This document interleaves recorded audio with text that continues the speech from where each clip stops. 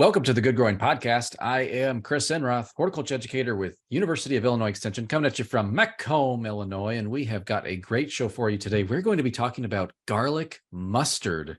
Sounds delicious, but we'll find out what might actually be the case with this certain plant. I cannot do this by myself. I am joined, as always, every week by horticulture educator Ken Johnson in Jacksonville. Hey, Ken. Hello, Chris. Speaking of delicious plants, have you used up your ginger yet? Not yet. So listeners and viewers, we have been harvesting ginger and turmeric and galangal, and we just can't stop. And I think we're going to be doing a show about that here coming up, about what are these crazy spices. But no, Ken, I haven't used up my ginger, considering I have like 50 pounds of it in my basement. So how about you? Did you use yours? It's sitting on the counter waiting to be used. Been looking up recipes, and most recipes don't need a whole lot of ginger. They don't. So I think may try my hand at ginger ale. See how that works out. But yeah, it's a spicy spice. Like, there's a little bit of heat to it. So if you put too much ginger, then you're kind of like, ow, this hurts me a little bit. But yeah. Well, so today, Ken, we're talking about garlic mustard, and it also got me thinking, have you planted your garlic yet? I did. I think I planted a little too early. It's about 4 inches tall now. So, oh no. Well, we'll see how it does over the winter. Okay. Well, see, I remember the year we planted our garlic in mid-October, I would say. And that was the year that we were mowing our lawns up until like mid-December.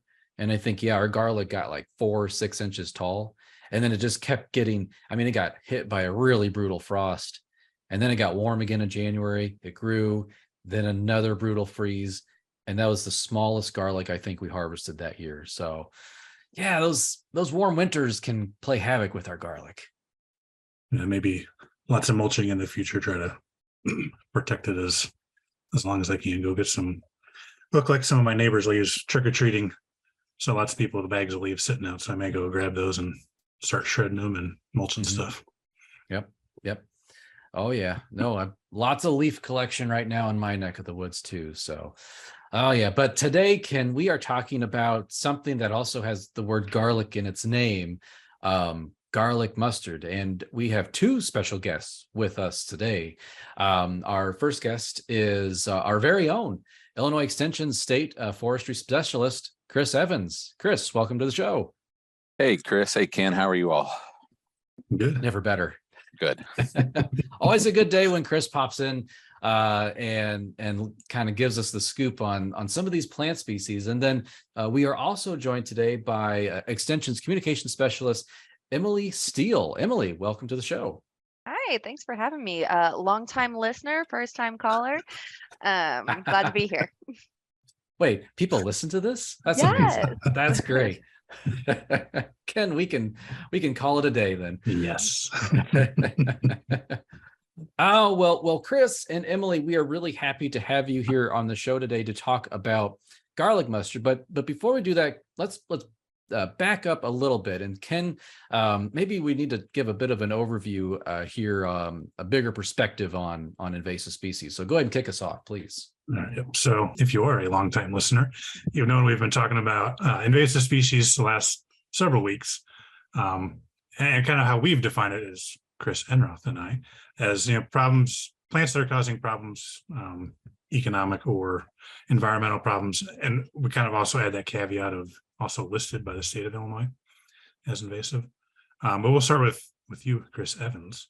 How do you define invasive species? Kind of like, what's your definition when you think about them? Sure. So a little broader than what you have, but that's fine. So first of all, I consider invasive species not just limited to plants, right? They're kind of all taxa. We have invasive diseases, invasive animals, insects, and everything. But it's an organism, some organism that is not native to that ecosystem. It was originated somewhere else. It could be other part of North America or another country. It's been introduced here, either accidentally or on purpose. It's somehow arrived in this new environment, and its presence in that new environment is causing some kind of damage. And like you said, it could be alteration of economics or ecology or some kind of environmental problem. But there's a negative consequence of the fact that that species is now in this new landscape. I read something the other day from the Prairie Research Institute that they did a survey that 1 out of 3 plants in Illinois woodlands, wetlands, and grasslands are now non-native, which you think of the scope of that, and that's upsetting. Yeah. Well, there's that famous the canopy survey of trees in the Chicago region, and something like over half the trees in the Chicago region were common buckthorn, which is an invasive too, right? So yeah, it's a big problem. Oh man. Well, I go into a lot of prairies and I see a lot of brome, a lot of non-native trefoils. Yeah, a lot of that forage stuff that was put down many years ago. Yep. Unfortunately, yeah. And Chris, you recently came back from a state. Was it a state or was it kind of a regional or national conference on invasive species? It started out as regional, but it's really becoming national. So this was the Upper Midwest Invasive Species Conference.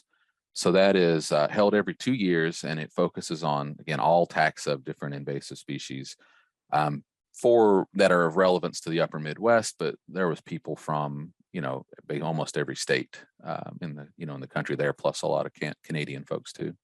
Hey. Well, it's a great, like, there's so many conferences and there's so many ways to learn about invasives, but it was such a great opportunity to get together with other practitioners, managers, researchers, and really just focus in on invasive species. And the presentations there were great. The time interacting with everybody, so it was really a treat to get to go. And we've had Chris Evans on the show many times before, and we know when it comes to invasive species, you're the man. And I've been bothering him very frequently recently because it's a great time to control woody species, and people are calling with questions and stuff. So we know why Chris is here. But Emily, it's your first time on the show. You work closely with Ken, me, Chris, a lot of folks in Extension on a lot of our social media, a lot of our marketing, promotion, communication work. So I got to know, we're talking garlic mustard today. Why are you interested in this particular plant? Such a good question. Yeah, because my background is in communications. I'm with the state marketing team. So I work with our natural resources teams, our horticulture teams to help develop resources and use the best marketing and communications techniques. I went back to school a few years ago at U of I.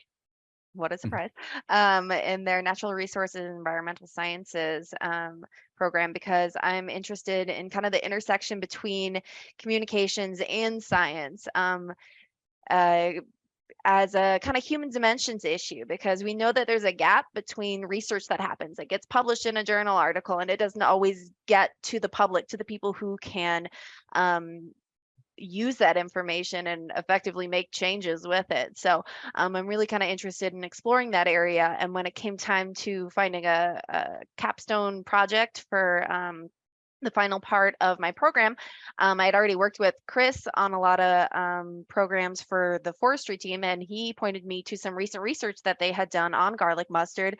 And that's how I got pulled into it and became a garlic mustard fanatic, fiend, enthusiast. Those are all positive words. I'm not. Okay, so with a name like garlic mustard, I'm thinking of many different things. I'm thinking of yellow mustard I put on hot dogs. I'm thinking of the garlic that I mince to throw in a salad dressing. What does this plant look like? There's all different things coming to mind right now. So if I had to go outside right now and go look for it, what am I looking for, Emily?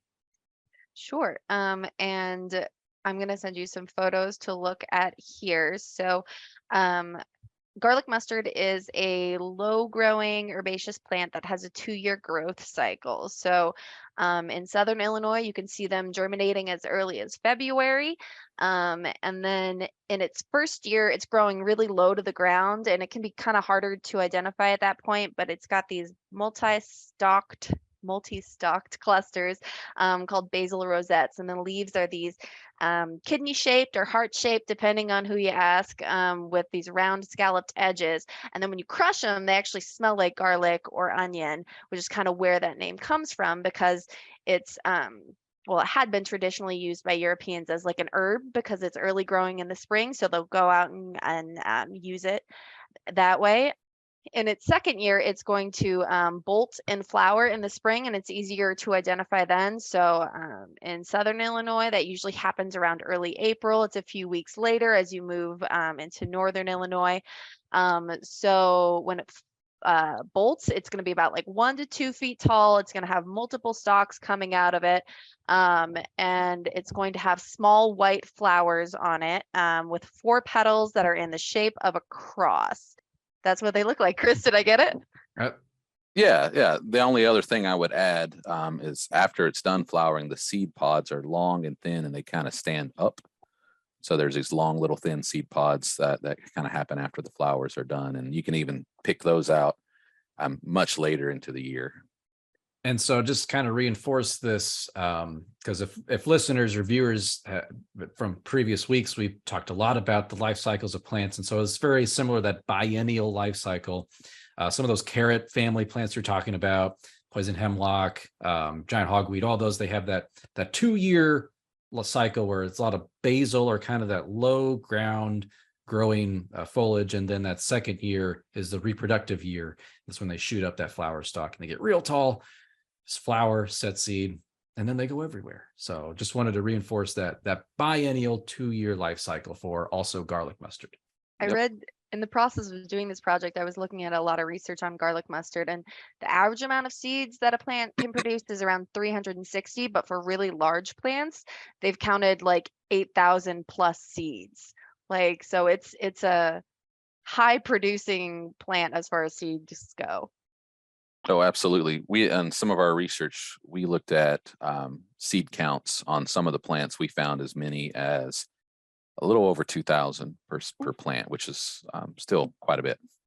And the crazy thing that in researching this, I found out that the seeds can survive in the soil for a really long time. In the seed bank, there have been estimates up to 10 years. I've seen 4 or 5 is around average. Most of them will germinate the first spring, but there are other seeds that can last in the soil. So if an area is disturbed, then these seeds that are in the soil where you didn't have garlic mustard will now germinate, and suddenly you have more plants that you weren't expecting to see in an area.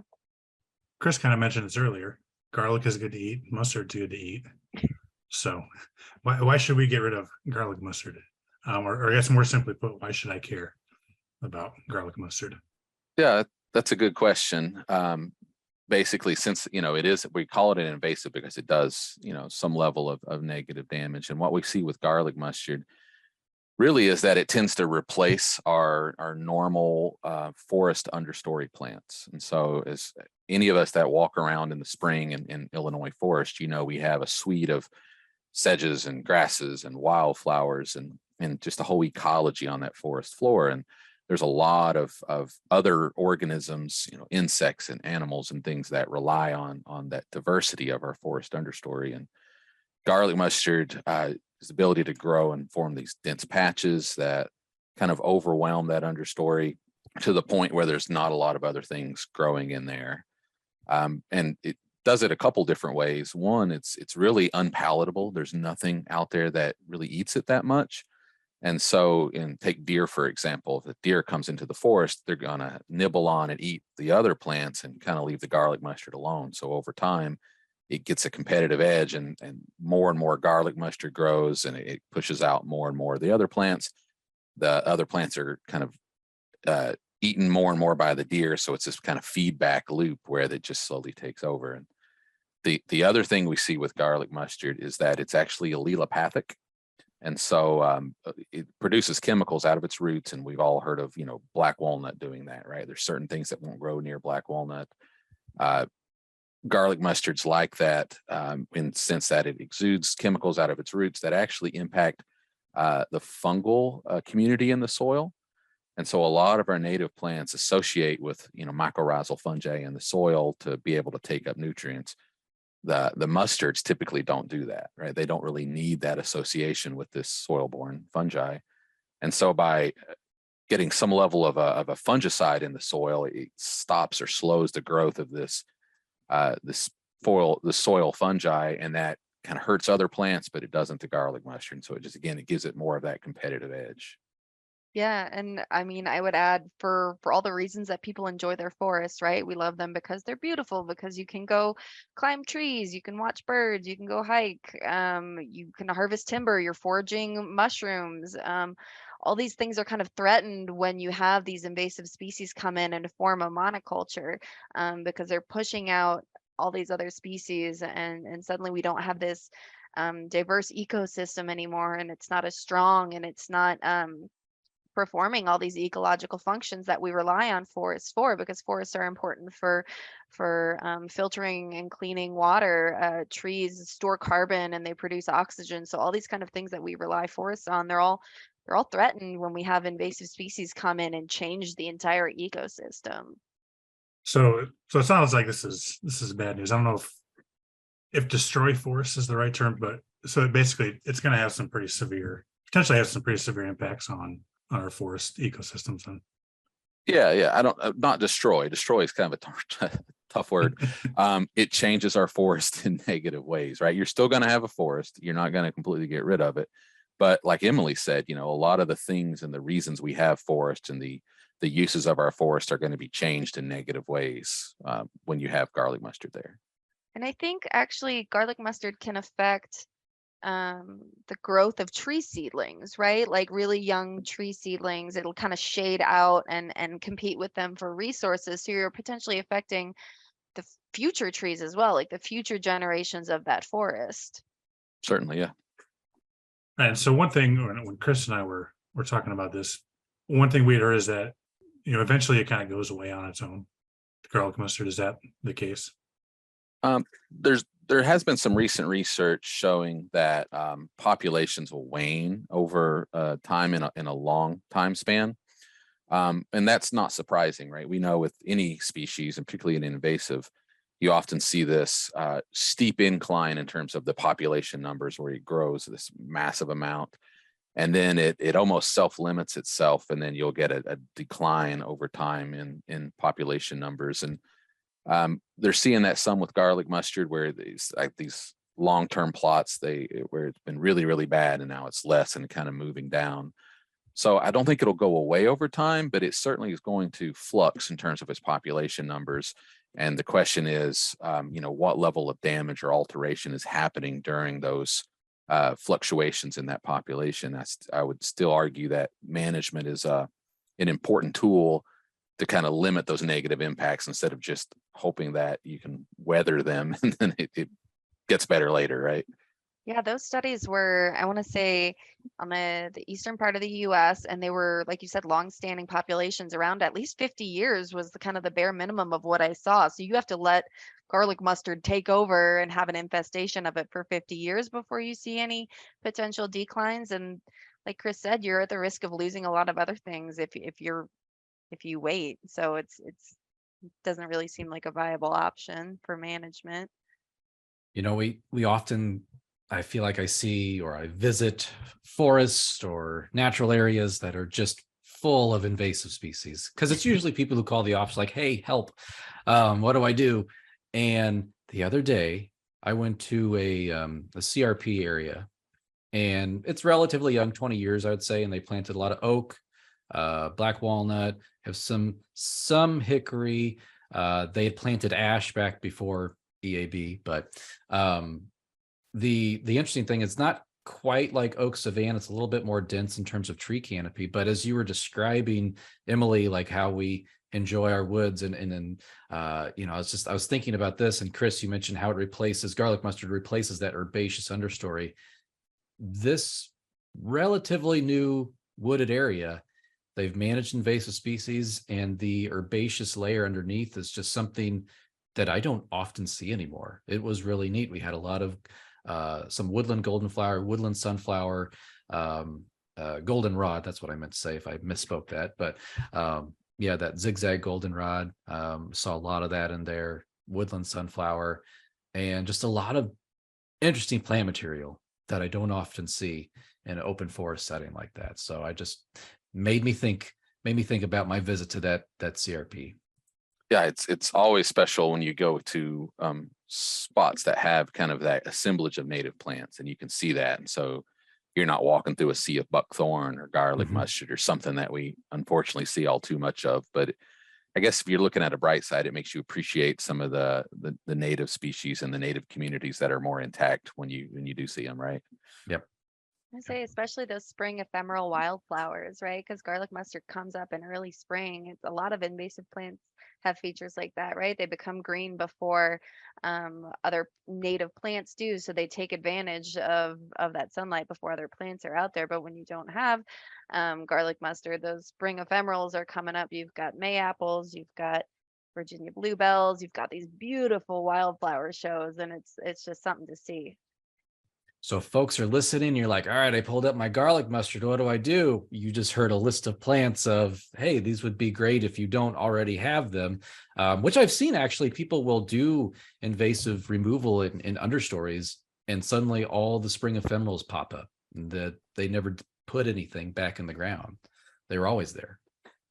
Yeah, and that's the one advantage I would say of forest restoration or forest management over sometimes when we're trying to restore a prairie that's had decades of cropping, which has basically exhausted its seed bank in the soil. A forest, a lot of times, that seed bank is still there. So that collection of native seeds and of our native species are still in there because the disturbance has been less in the history.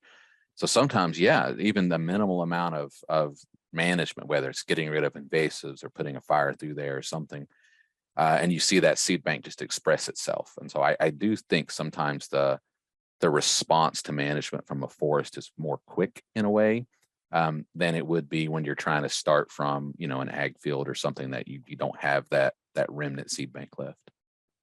Okay, so Chris Evans, we've had to distinguish in past shows of this is a listed invasive species versus this is a species of concern. Burning bush. Oh man, it gets caught in my throat sometimes. Sorry about that. Japanese barberry. Wow, what is that? But anyway, if I go look for a listed invasive species, am I going to find garlic mustard listed as legally invasive? Well, that's a tricky term. Okay. So no, you're not going to find garlic mustard currently on a regulated species list in Illinois. That doesn't mean it's not invasive, right? So in Illinois, there's a couple different regulations that deal with invasive species, and I can provide a link to you. We have a couple of publications with the Extension Forestry page that kind of goes into detail of these. But the two major ones for terrestrial plants are the Illinois noxious weed list and the Illinois exotic weed list. So both of those regulate, put restrictions on plants in Illinois.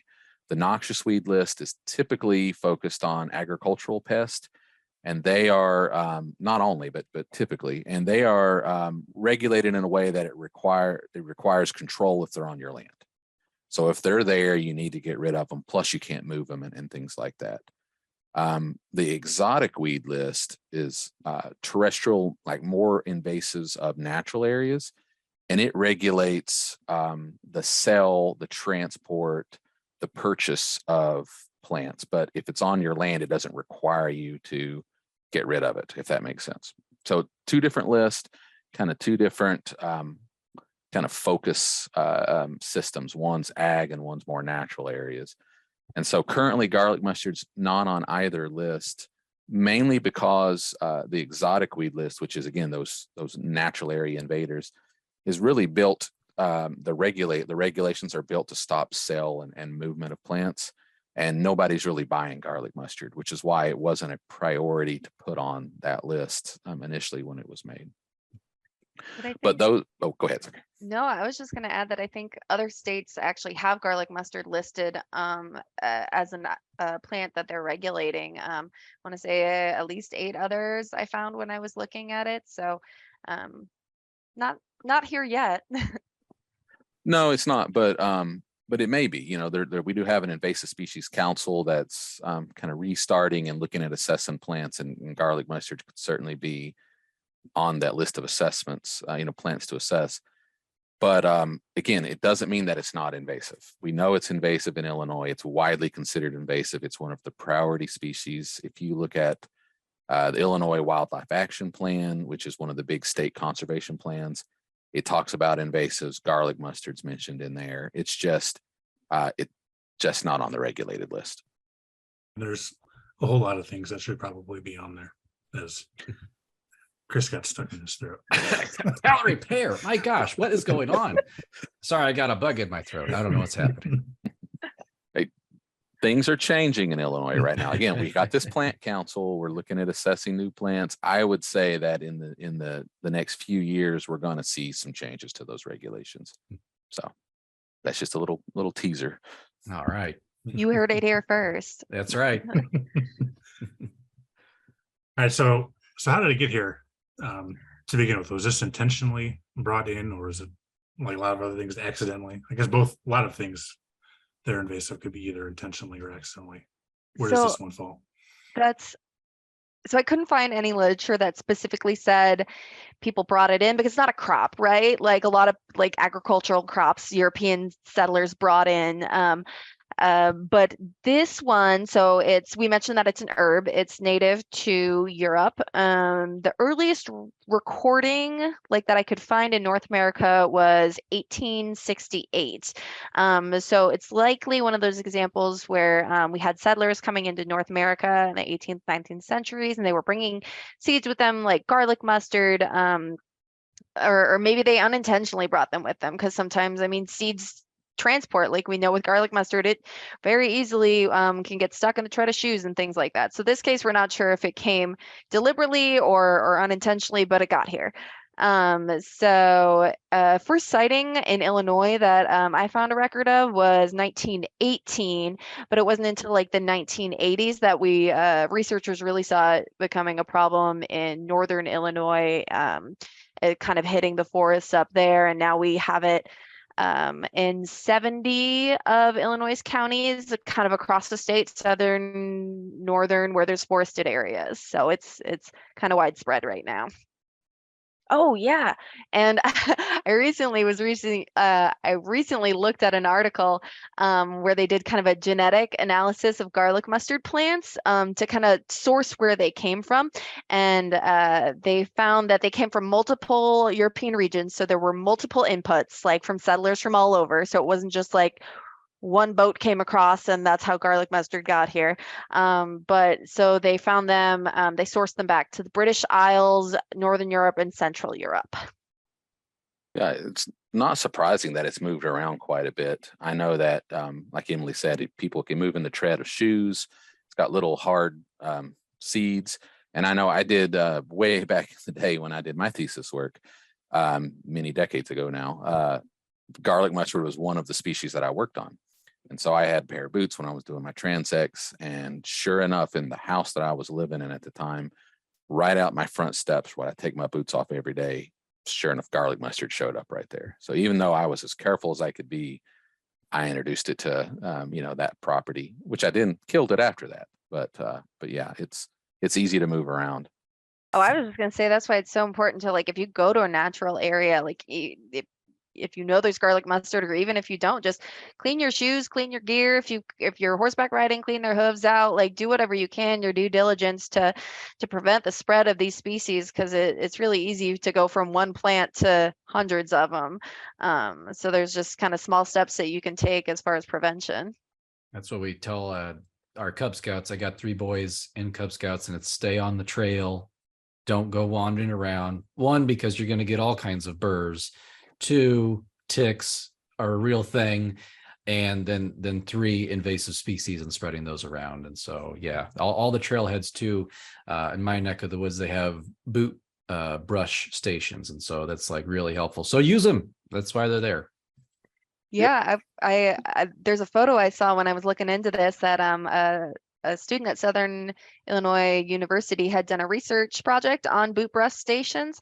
And there's a photo that I love, that it's just a tiny little garlic mustard germinate growing up right under this boot brush station. So they work, right? Like, you're able to clean them out and leave the seeds there and not bring them home with you.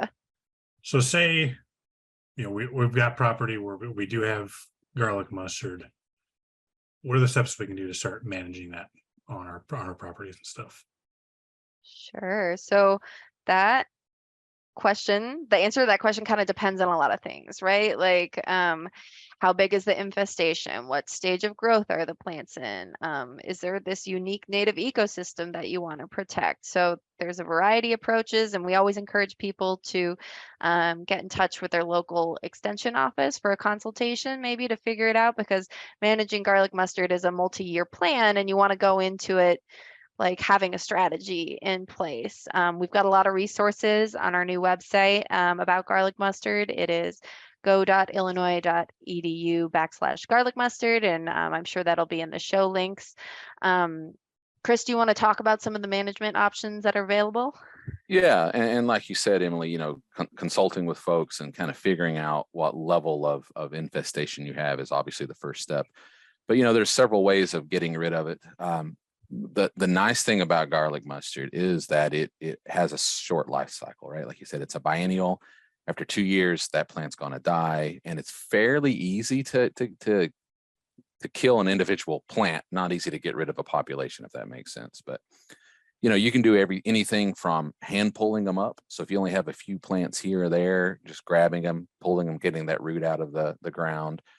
Is one way. For larger infestations, there's several herbicides that work well to control the plant, and its phenology, its development over time, it gives us some times when we can control it where there's not a lot of other things growing. So you have some selectivity there, so you're not damaging your natives. You can even use torches and kind of burn the plants that way. Or a combination of all those things. But the main thing that you need to do when you're looking at garlic mustard is not letting it produce those viable seed and spread those viable seed on the ground. That's your main goal with management, is keeping it from producing viable seed. So it sounds like, Chris, a controlled burn would be effective in an understory? It's part. So Okay. it kind of depends, right? So a controlled burn at the right time of year can certainly kill a lot of those rosettes or wilt them down. And so it can be part of it. But the other thing that a controlled burn can do is give the seeds that are in that leaf litter layer of garlic mustard, give them better seed to soil contact and actually stimulate them to germinate. So a lot of times what you see after a burn would be an actual flush of garlic mustard seedlings right afterwards. And so you think at first, oh, shoot, I've made it worse, right? But if you're able to follow up after that burn and kill those seedlings before they produce seed, you're actually kind of helping by getting rid of the seed bank as much as possible. So burn alone is not gonna do it, but burn in combination with other control techniques can be very effective. If you're hand pulling, can you eat it? I've heard of people making pesto and stuff out of it. Yeah, absolutely. Have any of you ever eaten garlic mustard? I have. Yes. I have not. I did in the spring when I was down there visiting with you. So I don't know what you all think then, but I think it's pretty good, right? I mean, it's got it smells like garlic, but it's got kind of a peppery flavor. And I've had it on pizzas and yeah. Sorry, go ahead. I got you way off. I was just gonna say it reminded me of arugula, right? Where it's that kind of spicy green, and it's part of the mustard family, so it's got a little bit of that bite to it. It smells great though. There's a great recipe in that Wild Edible Mushrooms of Illinois. I don't know if you've ever seen that book, but there's a recipe in there for like a sour cream garlic mustard dipping sauce for morels, and it's pretty awesome. So maybe you need to take some of the ginger and find a way to pair that with garlic mustard, maybe some pickled ginger. I don't know what your options are here, but see if you could do like a foraging feast. Yeah, we need to get a food episode going here, Ken. I always get hungry when we talk about stuff like this. That sounds delicious. And also, just folks, note when Ken asked that question, he said hand pulled. If you're spraying this stuff, do not eat it. That's a big no-no. So want to make sure you're not doing that, and read those herbicide labels if that's what you decide to go with. Absolutely. And I think from what I've read, the first year plants, the leaves of those plants tend to have a stronger flavor than the second year plants when they're bolting and flowering. Is that right? Yeah, in my experience, I think fresh plants. So as the plant ages in the spring, kind of later in the spring, as the plants are getting closer to shutting down or producing their seed, the smell and the flavor is not as much. So yeah, early spring, actively growing stuff is when when it really tastes. And you can tell, you can just walk through garlic mustard and just smell it as you're just wandering through. If it's actively growing, it's just immediate, the smell of garlic.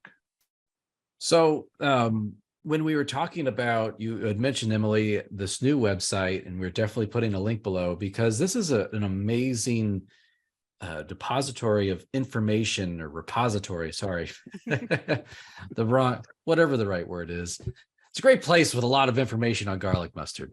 Library. It's a great library. I mean, everything you wanted to know about this plant, from life cycle to, what it looks like, when to control it, what to do in terms of management. It's all there. You have some fantastic videos there where we've featured Chris Evans on there. Talking about it. And so great resource. At the bottom, it says research updates. So is there any current blockbuster breaking news research updates on garlic mustard? Or is it like, so my wife's a dental hygienist, it's like dentistry. There's not much new under the sun when it comes to dentistry. People get excited when they invent a new tool to scrape your teeth. So yeah. Any new research on garlic mustard? Yeah, so the dentistry thing. So we deliberately wanted to include research updates on the invasive species website, because that's University of Illinois Extension's goal, right? To communicate research updates to the public. So we wanted to kind of have a clear place for people to go, for land managers and landowners to hopefully make their lives easier. And so one thing that's in there right now is research that Chris actually helped with. He teamed up with the University of Wisconsin-Madison on a project related to it, and they were looking at the time frame to apply herbicides in the spring. And I think their results actually gave us a few more weeks of management. Was that right, Chris? Yeah, so the whole idea behind this, if you look at a lot of the management recommendations, it says you can spray herbicide up to the point when the fruit are starting to form on the plant. And at that point, you need to shift to hand pulling and other things. And nothing wrong with hand pulling, but if you've got a lot of garlic mustard, it's pretty time consuming.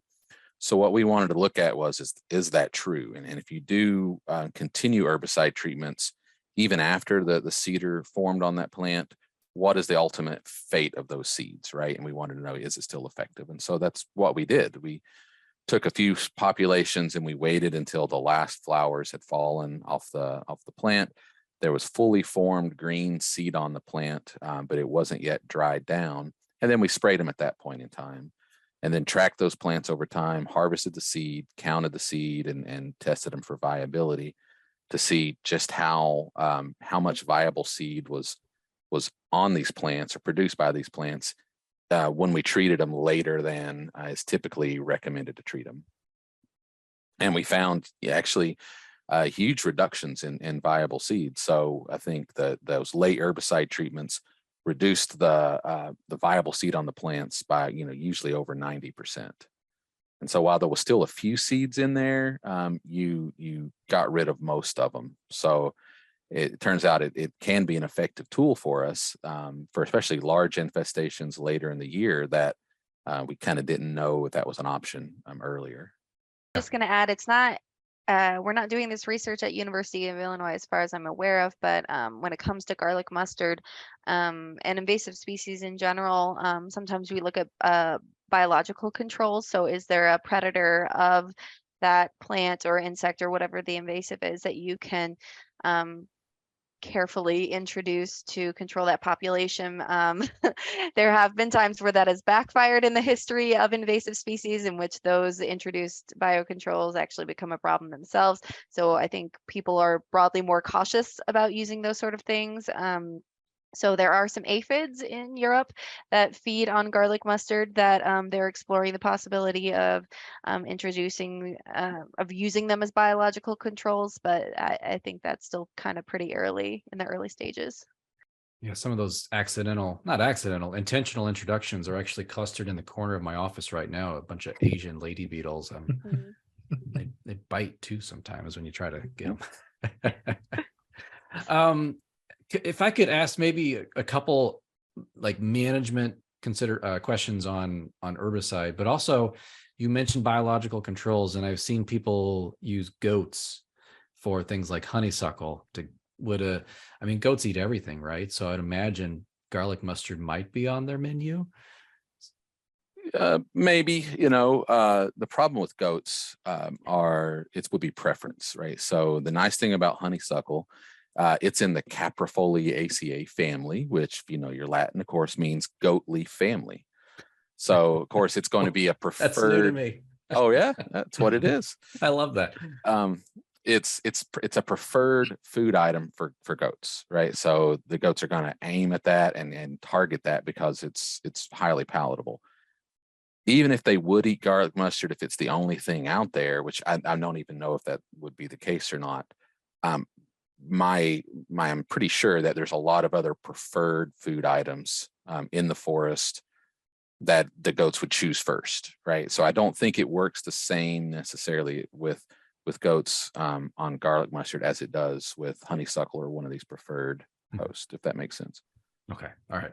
That makes total sense. So my next question also in terms of herbicide use, is there any difference in terms of like concentration of when you're treating basil rosette versus that second year flowering stage? Is it the same kind of low concentration foliar type herbicide application? It is. So both of those are what we call foliar applications, where you're spraying the leaves, you're letting the leaves take up the herbicide and translocate it to the rest of the plant. In those cases, with a foliar application, you are using a fairly dilute formulation of herbicide. Of course, you would want to read the label and find out, because every herbicide formula is a little different, and find out what's recommended with your particular one you purchased. But yes, it's typically a dilute formulation, especially as compared to other treatments that we do with woody plants, sometimes where we cut the stump off and cut the plant off and treat the stump with herbicide. A lot of times that's a concentrated one where you're using a much stronger formulation. But yeah, for garlic mustard, the rosettes and the second year plants, you're using the same. I want to say the recommended herbicides are glyphosate and triclopyr, and for glyphosate, it's 1 to 3% concentration in water, and then triclopyr 1.5%. Yeah, In for that the range? somewhere around that, for a spot treatment. Again, there's so many different concentrations of glyphosate or triclopyr available for purchase. You always got to add the caveat: read and follow the label just to make sure it's there. But yeah, those are kind of the typical spot treatments. And then Ken's holding up there our great management guide for invasive plants, which has a lot of good information in it. Yep. And it is online, free PDF. We'll link to it. Yep. And it has garlic mustard on the cover. So look at that. That photo, it's such a pretty photo of a plant that it's almost like I used it in so many materials. I'm like, this photo is gorgeous. This plant is awful. It's almost like that juxtaposition of, do I want to use this gorgeous photo? Are people going to get it? Well, we have other photos of infestations that really show the impact when it takes over. So look at those too. Definitely. Well, that was a lot of great information on garlic mustard, just another invasive species to add to the list of controls. So, we all say job security here when it comes to invasive species. They just keep it coming. And we are here with the most current relevant information for you. There's a lot of things, reasons why Chris Evans, Emily Steele, you're here today. First of all, you're both wonderful people. We love having you on the show. But also, Emily, you have been researching and studying this topic for, I think, 2 years now. So you're getting ready to defend a thesis on this and research. And so we are really excited for you. We wish you the best of luck on that next step here. And so, yeah, good luck. Thanks. I'm really excited. It seems a little unreal to be at the end of it now, but exciting times. And then, of course, the unveiling of the brand new garlic mustard website on Illinois Extension site. So, Emily, could you give us that web link again, please? Of course. It's go.illinois.edu/garlic mustard, and it's part of the broader invasive species website. So that garlic mustard page has some tutorial videos. It's got some reminders you can add to your calendar to remind you when to look for garlic mustard in the spring. It's got some info sheets. It's got identification guides, all sorts of good information. So it's good if you have no idea what garlic mustard is, and you need help identifying, or if it's good if you're a land manager and you want to make sure you're using the right control approach. So lots of resources on there to check out. Excellent. Well, the Good Growing Podcast is a production of University of Illinois Extension, and edited this week by Ken Johnson. Ken's in the editing chair this week. So so we're again, Chris, Emily, thank you both for being on the show. And Ken, thank you as always for being here. Yeah, it was great to be here. Yeah, always happy. Yeah. Thank you, Chris and Emily, for being on. Yeah. Gotta go find some garlic mustard and try it now. There you go. Hopefully it hasn't been sprayed yet. And Chris Enroth, let's do this again next week. Oh, we shall do this again next week. We're going to be talking about a grab bag of questions. It's November. It's the end of the season. So what do you want to know, folks? You can email us and let us know. We'll have our email in the show notes also. So we got a lot of links in the show notes today or this week. So, but yeah, we're going to be talking next week. Ken, what are we talking about next week? Surprise.